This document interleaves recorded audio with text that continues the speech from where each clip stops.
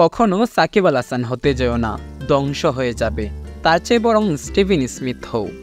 150টি one day match খেলে 43 গড়ে 5000+ run আর 12টা century নামের পাশে থাকলে কেউ তোমাকে নিয়ে ট্রল করবে না। হতে পারো কুইন্টন ডিককের মতো শান্তশিষ্ট নম্র ভদ্র একজন। 150টি ওয়ানডে ম্যাচ খেলে 46 গড়ে 6000+ রান আর 20টা সেঞ্চুরি নিয়ে তুমি থেকে যাবে এই জেনারেশনের সেরা ব্যাটসম্যানদের মধ্যে একজন। কিংবা 162 ওয়ানডেতে 48 এভারেজে 6000+ রানের সাথে 13টি সেঞ্চুরি নিয়ে তুমি যদি হও কেন উইলিয়ামসনের মতো ঠান্ডা মেজাজের কেউ, তাহলে সবাই তোমাকে বাহবা দিবে। কিন্তু কখনো সাকিব আল হাসান হইও না।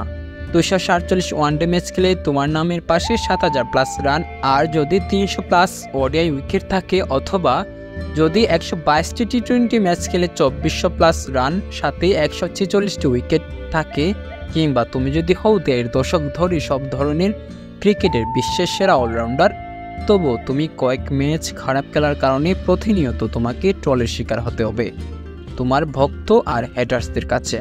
দেশের জন্য খেলার মাঠে কোনো প্রতিবাদ করলে তুমি হবে বেয়াদব।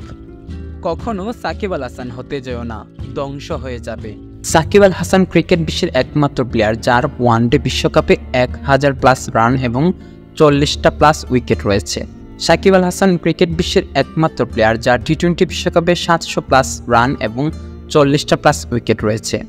ভারতের একজন সচিন আছে, অস্ট্রেলিয়ার একজন রিকি পন্টিং আছে, শ্রীলঙ্কার একজন সাঙ্গাকারা আছে, তেমনি বাংলাদেশের মানুষের গর্ব করে বলতে পারে আমাদের একজন সাকিব আল হাসান আছে।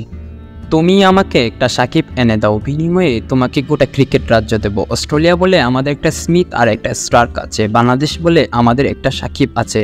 উল্লাসে ইংল্যান্ড আক্রমণ সাজায় ভাড়া করা স্ট্রোকস আর আর্চার দিয়ে। বাংলার সমর কৌশল রক্ষণ আর আগ্রাসের পথিক ঘরের ছেলে সাকিব আল হাসান। গোটা বাংলা থেকে যা বের হয়েছে ভুল, গোটা বিশ্ব থেকে সাকিব ওই একটাই বের হয়েছে।